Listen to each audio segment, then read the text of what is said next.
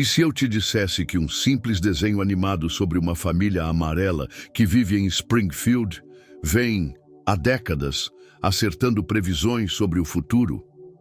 Parece absurdo, mas os fãs de Os Simpsons há muito se perguntam como essa série consegue antecipar eventos que mais tarde se tornam realidade. Agora, as previsões para 2025 prometem ser ainda mais surpreendentes. Prepare-se, porque o que vamos revelar pode te deixar de queixo caído. Será que eles até previram os recentes incêndios que ocuparam as manchetes? Desde 1989, os Simpsons nos entretêm com seu humor peculiar e situações absurdas, mas há algo a mais que intriga o público: sua assustadora precisão em prever acontecimentos futuros. De desastres naturais a eventos globais de grande impacto, a série acumulou um histórico tão impressionante que chega a causar arrepios. E agora, as supostas previsões para 2025 já estão circulando, deixando muita gente intrigada. Um dos exemplos mais emblemáticos dessa capacidade premonitória ocorreu com a eleição de Donald Trump à presidência dos Estados Unidos. Parece brincadeira, coincidência ou até algo maior, mas em 2000, um episódio intitulado Bar to the Future mostrou Lisa Simpson assumindo a presidência do país, mencionando que herdara uma grave crise financeira deixada pelo ex-presidente Donald Trump. Sim, isso aconteceu 16 anos antes de Trump sequer anunciar sua candidatura. Na época, a ideia de Trump como presidente parecia mais uma piada sobre a obsessão americana por celebridades do que uma possibilidade real.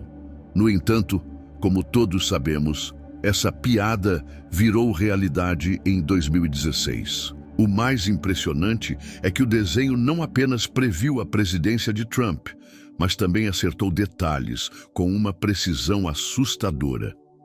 Quando Trump anunciou sua candidatura em 2015, a icônica cena em que ele desce a escada rolante da Trump Tower, acenando para os apoiadores, já havia sido representada no desenho anos antes.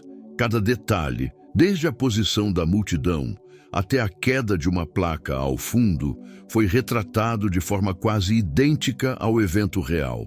Como eles poderiam ter imaginado algo tão específico? Antes de continuar o vídeo, quero avisar que as inscrições estão abertas para o nosso mais novo curso Como Jesus Interpretava a Bíblia, com um desconto especial de 90% válido apenas este mês. Nele, você vai aprender a compreender as Escrituras da mesma forma que Jesus fazia, explorando contextos históricos, culturais e as parábolas de maneira profunda e prática. Ao clicar no link abaixo e garantir sua vaga, você estará investindo em um conhecimento transformador. Não perca essa oportunidade única. Quando Trump venceu a eleição, a internet explodiu em memes, vídeos e discussões sobre como os Simpsons haviam previsto tudo. Alguns brincaram que os roteiristas do desenho deveriam ser viajantes do tempo. Outros ficaram genuinamente assustados com tamanha precisão. E, sinceramente, quem pode culpá-los, considerando o histórico de acertos da série? Mas as previsões de Os Simpsons não param por aí. O que dizer das especulações sobre uma crise econômica em 2025? Em um episódio, Springfield é retratada como uma cidade assolada por uma grave crise financeira, com bancos falindo, empregos desaparecendo e a população mergulhada no caos. Não parece algo distante da realidade? Atualmente, muitos economistas alertam sobre o risco de uma recessão global em 2025, citando fatores como o aumento das dívidas, a instabilidade política e as demissões em massa no setor de tecnologia. Será que os roteiristas teriam antecipado mais esse evento? E, se essa previsão estiver correta, poderemos enfrentar uma crise financeira semelhante ou até pior que a de 2008, com demissões em massa, preços disparando e empresas lutando para sobreviver. Assustador, não? Outro episódio intrigante, exibido na 10ª temporada, mostra Homer, Bart e alguns amigos visitando um estúdio de cinema em Hollywood, quando, de repente, ocorre um grande incêndio que se espalha rapidamente pelo local, gerando caos e pânico. Na época, parecia apenas mais uma situação cômica e exagerada típica do desenho. Mas, e se fosse uma previsão de um grande incêndio em Hollywood em 2025? Considerando as recentes tragédias envolvendo incêndios na Califórnia, essa ideia não parece tão absurda assim. Por fim, uma das previsões mais ousadas para 2025 envolve a colonização de Marte. Em um episódio intitulado The Marge Ian Chronicles, Lisa e Marge participam de um programa para se tornarem as primeiras colonizadoras do planeta vermelho, com o objetivo de estabelecer uma colônia até 2026. Embora, no final do episódio, a data seja adiada para 2051. Curiosamente, essa trama se alinha com as ambições reais de empresas como a SpaceX, liderada por Elon Musk, que planeja enviar seres humanos a Marte em um futuro próximo. Embora tudo isso possa parecer apenas coincidência, não há como negar que os Simpsons já acertaram tantas vezes que muitas pessoas passaram a enxergar suas previsões com seriedade. Será que, mais uma vez, o desenho estará certo sobre o que nos aguarda em 2025? E se eu te dissesse que a humanidade poderia chegar a Marte no final da década de 2020 e até 2050 construir uma cidade autossustentável no planeta vermelho? Essa ideia, que já parece um objetivo ousado na vida real com iniciativas como a SpaceX, também foi tema de um episódio de Os Simpsons, que mais uma vez antecipou tendências que hoje são amplamente discutidas.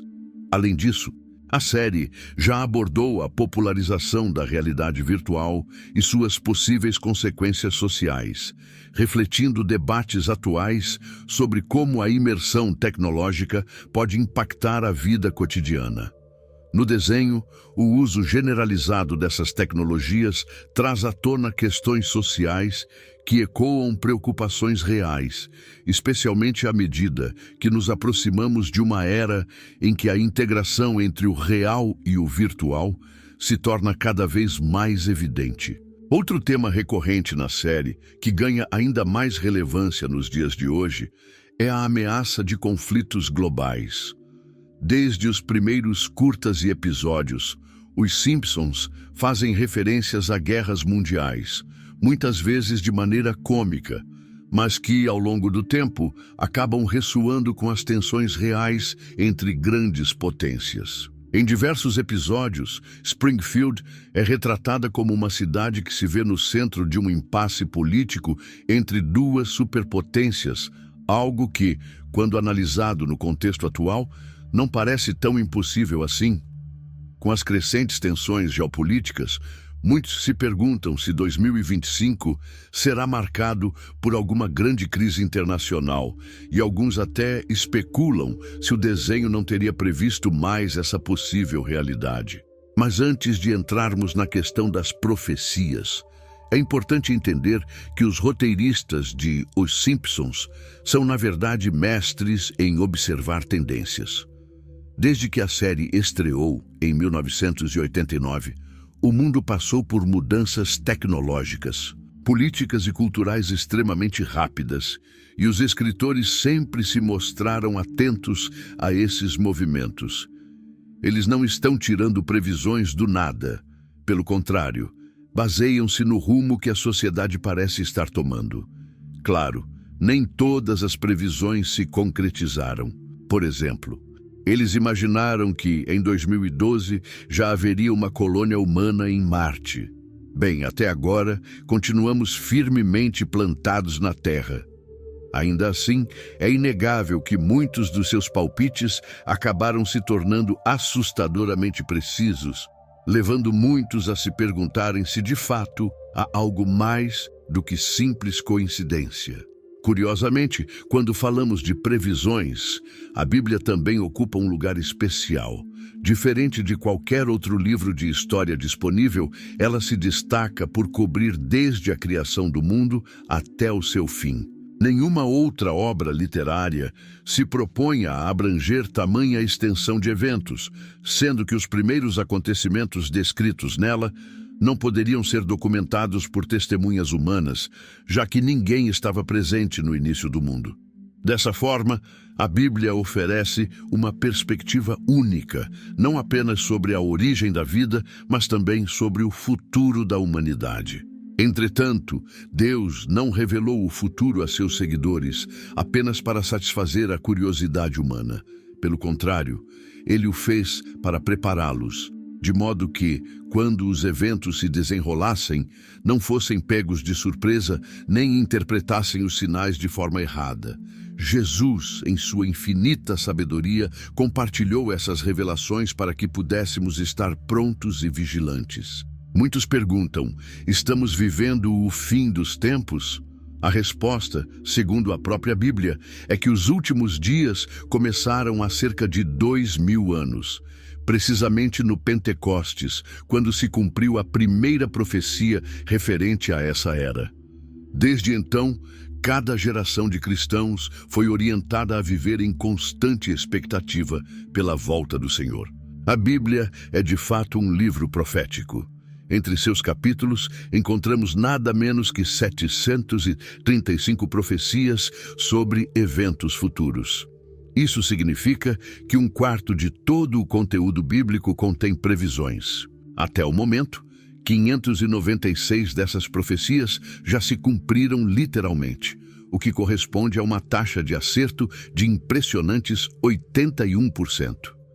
Muitas dessas previsões foram feitas séculos antes de se concretizarem, o que reforça ainda mais a credibilidade do texto sagrado. Diante de um histórico tão sólido, não parece arriscado acreditar que os 19% restantes também se cumprirão no devido tempo. O que torna esse índice de acerto ainda mais impressionante é que a Bíblia não falhou em nenhuma de suas profecias até agora. Das previsões que ainda não se cumpriram, a maioria está relacionada ao retorno de Jesus Cristo e aos eventos que se seguirão a esse acontecimento. Mas quantas dessas profecias ainda precisam se realizar antes que a volta de Cristo aconteça? Estima-se que restem cerca de 20 previsões a serem concretizadas. E enquanto aguardamos, devemos observar atentamente cada um desses sinais, sempre atentos às palavras de Jesus, que nos alertou a vigiar e a estar preparados. Vigiai e orai. Mas o que significa vigiar? Certamente não se trata de simplesmente olhar para o céu, aguardando passivamente que ele apareça entre as nuvens. O que Jesus quis dizer foi: mantenham-se atentos aos acontecimentos do mundo e observem os sinais que foram dados para ajudar a se preparar. Os sinais são como alertas, indicativos de que algo importante está prestes a acontecer. E para entender melhor isso, é essencial voltarmos ao capítulo 24 do Evangelho de Mateus, onde os discípulos perguntaram diretamente a Jesus: quais serão os sinais da sua vinda e do fim dos tempos? A resposta de Jesus a essa pergunta foi clara e direta. Felizmente, podemos agradecer a Deus por ele ter sido tão objetivo ao esclarecer uma questão tão importante. No livro de Apocalipse, encontramos uma explicação ainda mais detalhada e abrangente sobre os eventos futuros. Mas em Mateus 24, Jesus nos oferece um panorama dos sinais que antecederão a sua volta. Naquela ocasião, os discípulos se aproximaram de Jesus em particular, enquanto ele estava sentado no Monte das Oliveiras. De forma discreta, eles pediram que ele revelasse quando todas aquelas coisas aconteceriam e quais seriam os indícios de seu retorno e do fim do mundo. Jesus então começou a explicar, alertando-os: cuidado para que ninguém os engane, pois muitos virão em meu nome, dizendo: eu sou o Cristo, e enganarão a muitos. Ele prosseguiu, dizendo que haveria notícias de guerras e rumores de guerras, mas que não deveriam se alarmar, pois isso precisaria acontecer, embora ainda não fosse o fim.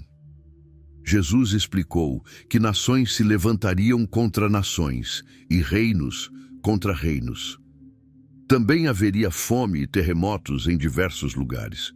Contudo, ele deixou claro que tudo isso seria apenas o início das dores, uma espécie de prenúncio do que ainda estava por vir. Além disso, ele alertou que seus seguidores enfrentariam perseguições severas. Seriam presos, perseguidos e até mortos, sendo odiados por todas as nações por causa do nome de Jesus. Muitos se afastariam da fé, trairiam uns aos outros e se odiariam. Falsos profetas surgiriam em grande número e enganariam a muitos, enquanto a maldade se multiplicaria e o amor de muitos esfriaria. Porém, Jesus ressaltou que aquele que perseverasse até o fim seria salvo. E ainda, ele destacou um ponto essencial. Antes que o fim chegasse, o evangelho do reino seria pregado em todo o mundo, para que todas as nações o conhecessem. Somente então viria o fim. Jesus mencionou também um sinal específico relacionado ao profeta Daniel, a presença da abominação da desolação no lugar santo, um evento que exigiria a ação imediata. Ele alertou que, quando esse momento chegasse, os habitantes da Judéia deveriam fugir para as montanhas sem sequer tentar levar pertences consigo. A gravidade da situação seria tamanha que seria especialmente difícil para mulheres grávidas e mães com bebês pequenos. Por isso ele pediu que orassem para que sua fuga não ocorresse no inverno ou durante o sábado. Jesus revelou que a angústia desses dias seria maior do que qualquer outra já vivida desde o princípio do mundo, e jamais haverá outra tão severa. Ele explicou que, se aqueles dias não fossem abreviados, ninguém sobreviveria. Mas por causa dos escolhidos de Deus, esse período seria encurtado. Ele continuou, advertindo que falsos cristos e falsos profetas surgiriam, realizando grandes sinais e prodígios com o intuito de enganar, se possível, até mesmo os eleitos de Deus. E de forma enfática declarou: eu os avisei com antecedência. Portanto, se alguém dissesse: vejam, o Messias está no deserto, ou ele está escondido em tal lugar, não deveriam acreditar. Pois assim como o relâmpago que sai do Oriente e se mostra até o Ocidente, será a vinda do Filho do Homem. Após essas aflições, o sol escurecerá, a lua deixará de brilhar, as estrelas cairão do céu e os poderes celestiais serão abalados. Só então surgirá no céu o sinal do Filho do Homem, e todas as nações da terra lamentarão. Elas verão o Filho do Homem vindo sobre as nuvens do céu, com poder e grande glória. Ele enviará seus anjos com um forte som de trombeta, e estes reunir-se-ão aos eleitos dos quatro cantos da terra, de uma extremidade do céu à outra. Por fim, Jesus orientou a aprenderem com a figueira. Quando seus ramos se tornam tenros e suas folhas brotam, é sinal de que o verão está próximo. Assim também, quando virem todas essas coisas acontecerem, saberão que ele está às portas. Jesus deixou claro que, embora ninguém saiba o dia nem a hora exatos, devemos estar vigilantes, atentos aos sinais e preparados para a sua vinda. Quando os ramos da figueira começam a brotar e as folhas surgem, sabemos que o verão está próximo. Da mesma forma, quando observamos todos esses sinais se manifestando, podemos ter a certeza de que o retorno de Jesus está muito próximo, às portas. Ele afirmou com toda a clareza que essa geração não passará sem que todas essas coisas aconteçam. Céus e terra poderão desaparecer, mas suas palavras jamais se perderão. No entanto, ele nos deixou um alerta importante. Ninguém sabe o dia ou a hora exata em que essas coisas ocorrerão, nem os anjos no céu, nem o próprio Filho. Somente o Pai tem conhecimento desse momento. Nesse ensinamento, Jesus apresentou 4 sinais específicos que indicam a proximidade de sua vinda. O primeiro desses sinais já está presente, enquanto os outros 3 ainda não se cumpriram por completo. o que nos permite afirmar que estamos apenas no início dos últimos tempos. Mas o que exatamente representam esses 4 sinais? O primeiro sinal claramente envolve desastres ao redor do mundo. E Jesus mencionou explicitamente guerras, fomes e terremotos. Embora esses eventos já aconteçam há mais de 2000 anos, é notável que eles estejam se tornando cada vez mais frequentes e intensos, confirmando que este primeiro sinal já está em curso. As guerras e rumores de guerras estão por toda parte, assim como terremotos e períodos de fome em várias regiões do mundo. No entanto, Jesus nos adverte repetidamente para que não sejamos enganados. Ele enfatiza isso ao longo de todo o discurso, destacando o perigo da ilusão e do engano, tanto dentro quanto fora da igreja. A principal ameaça não são apenas as catástrofes naturais, mas também aqueles que, aproveitando-se desses momentos de crise, surgem como falsos messias, prometendo ser a solução para todos os problemas. Ao longo da história, não faltam exemplos de líderes que se apresentaram como salvadores e levaram multidões ao desespero e à tragédia. E quanto mais problemas surgem no mundo, maior será o número de pessoas tentando se passar por libertadores. Apesar de tudo isso, Jesus nos aconselha a não nos alarmarmos. Ele deixou claro que, embora esses eventos sejam dolorosos, eles não representam o fim definitivo, mas sim as dores de parto de algo novo que está por vir. Assim, quando ouvimos falar de tragédias, desastres e conflitos, não devemos nos desesperar como o mundo faz. Esses acontecimentos, por mais angustiantes que pareçam, são sinais de que uma nova era está prestes a nascer. Essa perspectiva deve transformar completamente nossa maneira de enxergar o que ocorre ao nosso redor. Sabemos para onde o mundo está caminhando e, por isso, não devemos ser tomados pelo mesmo pânico que domina aqueles que não têm essa esperança.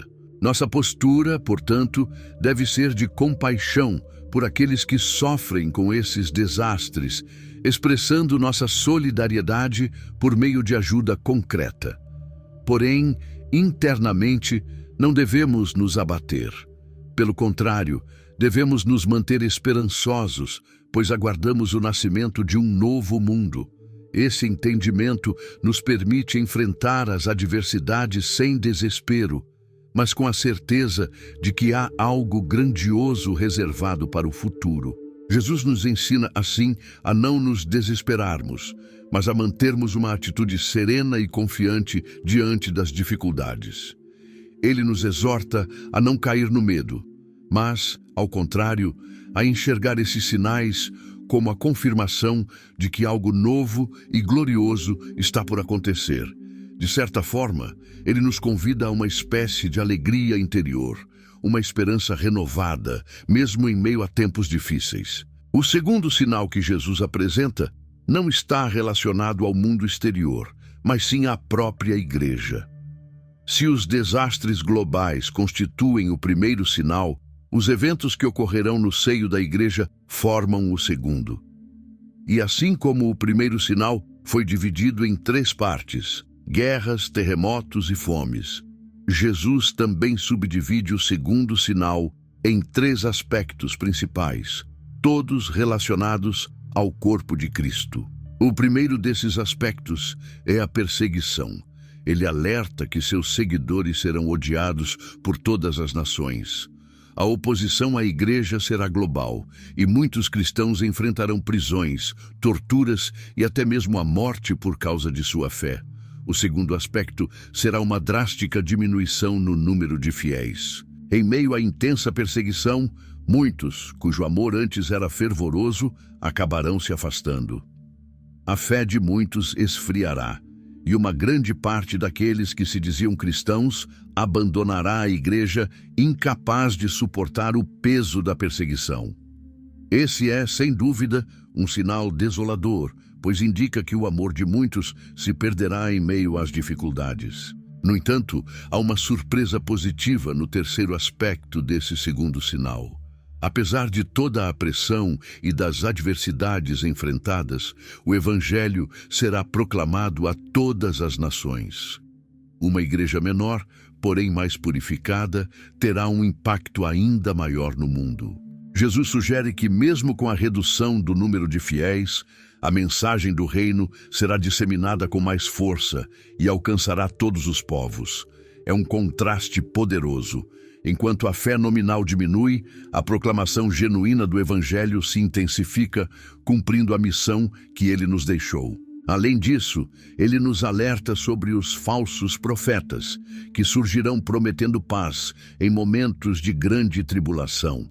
Esses falsos líderes tentarão enganar muitos com suas palavras, mas devemos estar atentos e discernir a verdade.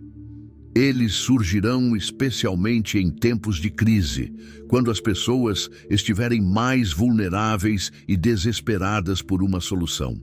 É fundamental que nesses momentos estejamos firmes na verdade ensinada por Jesus, sem nos deixar levar por promessas vazias. Assim, os sinais dados por Jesus servem como um guia para que estejamos preparados, atentos e esperançosos, mesmo diante dos desafios e das tribulações que inevitavelmente virão.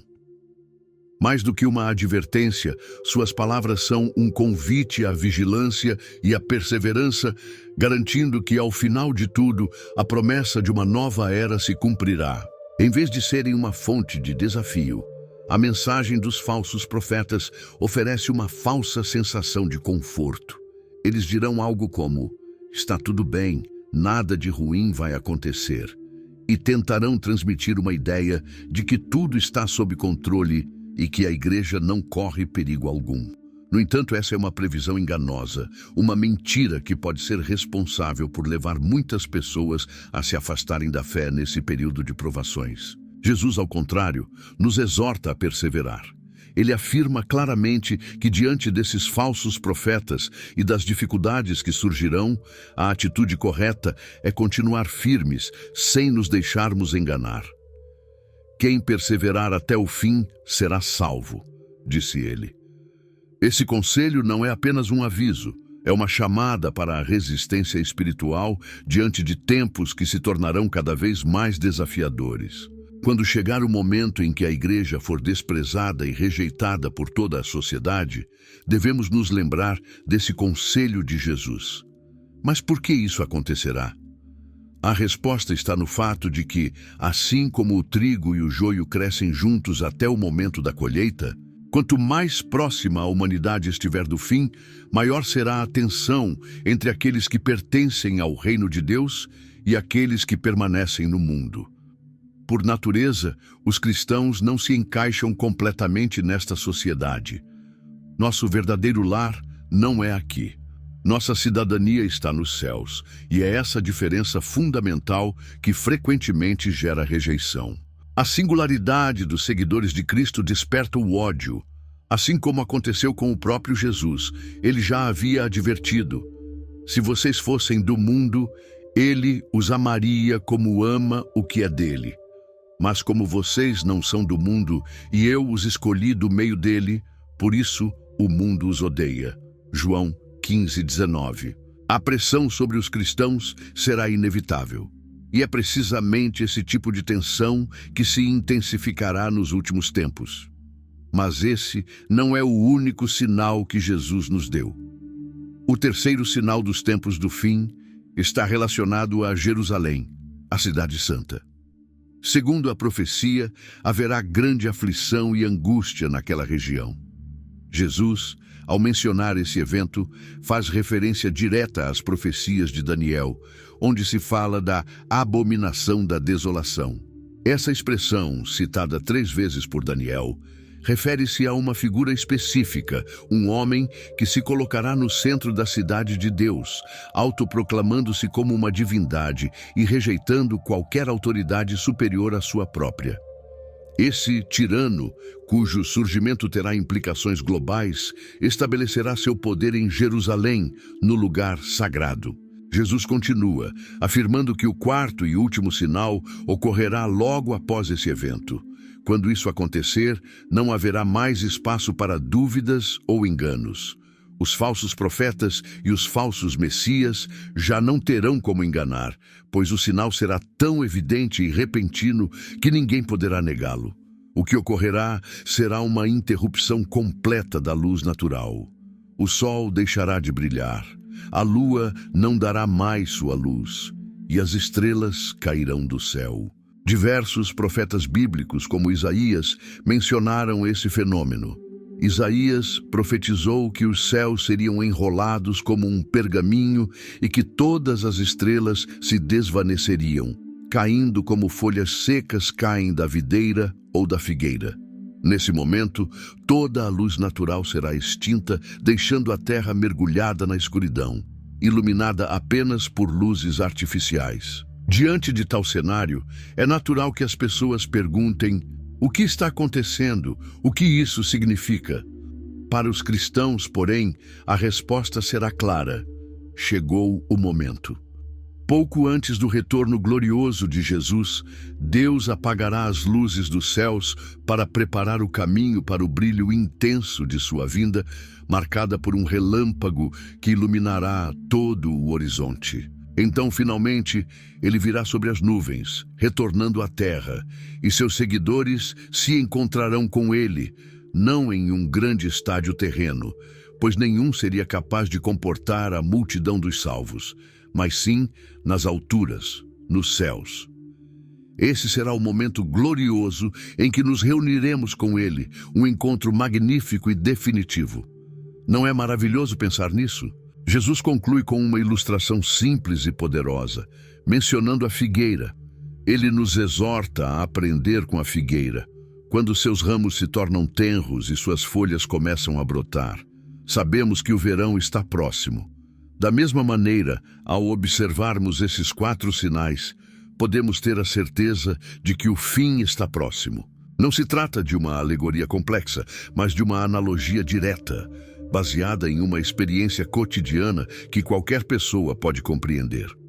Assim como sabemos que o verão está chegando ao ver a figueira brotar, devemos reconhecer que a chegada do Filho do Homem está próxima quando testemunharmos esses eventos. Infelizmente, ao longo do tempo, muitos cristãos interpretaram essa passagem de forma alegórica, afastando-se do significado claro que Jesus pretendia transmitir.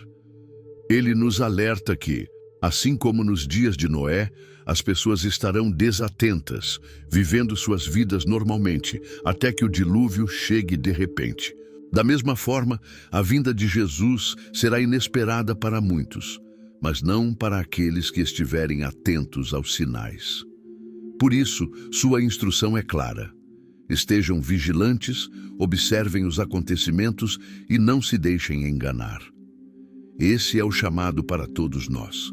Uma convocação à preparação constante, pois o grande dia se aproxima e não há tempo a perder. Nos dias que antecederam o dilúvio, as pessoas viviam suas vidas normalmente, entregues a banquetes, festas e casamentos, sem qualquer consciência do que estava prestes a acontecer. Elas continuaram assim até o momento em que Noé entrou na arca e, de repente, a catástrofe as atingiu, varrendo tudo e todos. Jesus advertiu que a vinda do Filho do Homem será da mesma forma, inesperada, pegando muitos de surpresa. Ele explicou que 2 homens estarão trabalhando no campo. Um será levado e o outro será deixado. Da mesma forma, 2 mulheres estarão moendo grãos. Uma será tomada e a outra ficará. Esse alerta nos convida a permanecer vigilantes, pois ninguém sabe exatamente em que dia o Senhor virá. Jesus nos deu uma comparação interessante.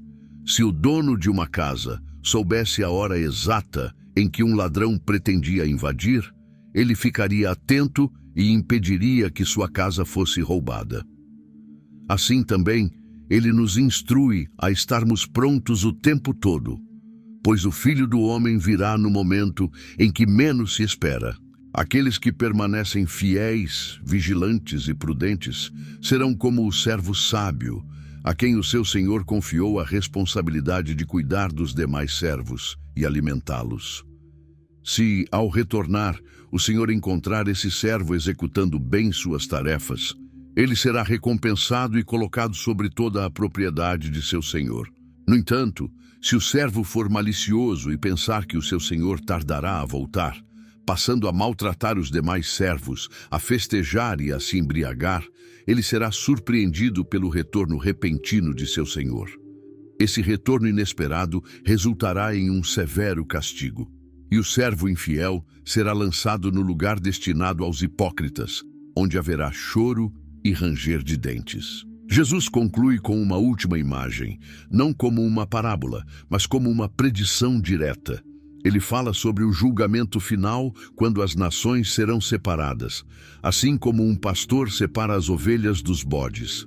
Aqueles que estiverem à esquerda serão repreendidos por terem ignorado a Cristo e seus seguidores, pois ao não ajudarem os menores de seus irmãos, estavam, na verdade, desprezando o próprio Jesus. Já os que estiverem à direita ouvirão: vocês viram Cristo em meus irmãos, e tudo o que fizeram por eles, fizeram por mim. Aqui, o ponto central não é a prática de boas ações de forma genérica, mas o cuidado e o amor demonstrados especificamente aos seguidores de Cristo, que ele chamou de meus irmãos. O termo irmãos, nas palavras de Jesus, sempre se refere àqueles que creem nele. Ao instruir suas discípulas a anunciar sua ressurreição, ele disse: vão e digam a meus irmãos. Portanto, a distinção feita no julgamento não está simplesmente na filantropia, mas na atitude em relação àqueles que pertencem ao corpo de Cristo. Essa divisão final será baseada na forma como cada um tratou os cristãos, revelando assim sua verdadeira atitude em relação ao próprio Cristo. É essa a essência do critério de separação. O comportamento em relação aos seguidores de Jesus reflete diretamente o relacionamento que cada pessoa tem com ele. Diante de tudo isso, é importante lembrar que ninguém sabe a data exata do retorno de Cristo, nem mesmo os anjos no céu ou o próprio Filho. Apenas o Pai tem esse conhecimento. Esse fato nos ensina que devemos manter uma saudável ignorância quanto ao momento exato, mas isso não significa passividade. Pelo contrário, devemos estar constantemente atentos aos sinais que indicarão a proximidade desse grande dia. No Evangelho de Marcos, Jesus reforça essa ideia ao dizer: quanto ao dia ou à hora, ninguém sabe, nem os anjos no céu, nem o Filho, senão somente o Pai. Ao longo das parábolas que Jesus contou, a do dono da casa, a das virgens e a dos talentos, há uma palavra que se repete: demora. Em cada uma delas, o retorno do Senhor ocorre após um longo período de espera. O dono da casa demorou a voltar, o noivo tardou a chegar e aquele que distribuiu os talentos ficou ausente por muito tempo. Essa demora não é acidental, mas serve como uma prova de fé para seus servos. O que Jesus deseja encontrar ao retornar é precisamente essa fé que persevera ao longo do tempo, mesmo diante de sua aparente demora. Quando ele voltar, dirá: muito bem, servo bom e fiel. Você foi fiel no pouco, eu o colocarei sobre o muito. Venha participar da alegria do seu Senhor. Esse será o momento de separação definitiva entre os que permaneceram fiéis e cumpriram a missão que lhes foi confiada, mesmo diante das dificuldades, e aqueles que, por causa da demora, se desviaram do caminho. Alguns terão suas lâmpadas apagadas, já não brilharão mais para Jesus e terão enterrado seus talentos, negligenciando o que receberam. O livro de Provérbios nos adverte que, onde não há visão, o povo se desvia ou perece. Isso reforça a importância de mantermos uma visão clara do propósito de Deus e de sua promessa de retorno. Nos últimos tempos, há dois grandes objetivos que Deus deseja alcançar por meio da Igreja: a restauração de todas as coisas e a preparação para a volta de Cristo. Aqueles que perseverarem até o fim, mantendo viva a fé, cumprirão o propósito para o qual foram chamados e entrarão na glória prometida. A igreja tem uma missão essencial a cumprir antes que Jesus possa retornar. Em Mateus 24:14, encontramos a declaração de que este evangelho do reino será pregado em todo o mundo como testemunho a todas as nações, e então virá o fim. Esse versículo deixa claro que a disseminação do evangelho a todos os povos é uma condição indispensável para a chegada do fim dos tempos. Os 4 evangelhos terminam com essa mesma ordem dada por Jesus aos apóstolos, que se estende a toda a Igreja Universal. A tarefa que ele confiou à sua igreja não se limita a um pequeno grupo de pessoas, mas abrange todas as nações, tribos, povos e línguas. É o propósito de Deus reunir uma família composta por indivíduos de todas as partes do mundo, sem distinção de origem ou cultura. O desejo divino de incluir pessoas de cada nação e idioma em seu reino é reiterado em Apocalipse, onde se descreve a visão de um cântico entoado em honra ao Cordeiro. Tu és digno de tomar o livro e abrir seus selos, pois foste morto e com teu sangue compraste para Deus pessoas de toda tribo, língua, povo e nação. Essa passagem ilustra o alcance universal da redenção oferecida por Cristo, que com seu sacrifício adquiriu para Deus uma multidão de seguidores vindos de todas as partes do mundo. Essa redenção não está restrita a um grupo específico, mas se estende a toda a humanidade, refletindo o desejo de Deus de que todos os povos tenham acesso à salvação.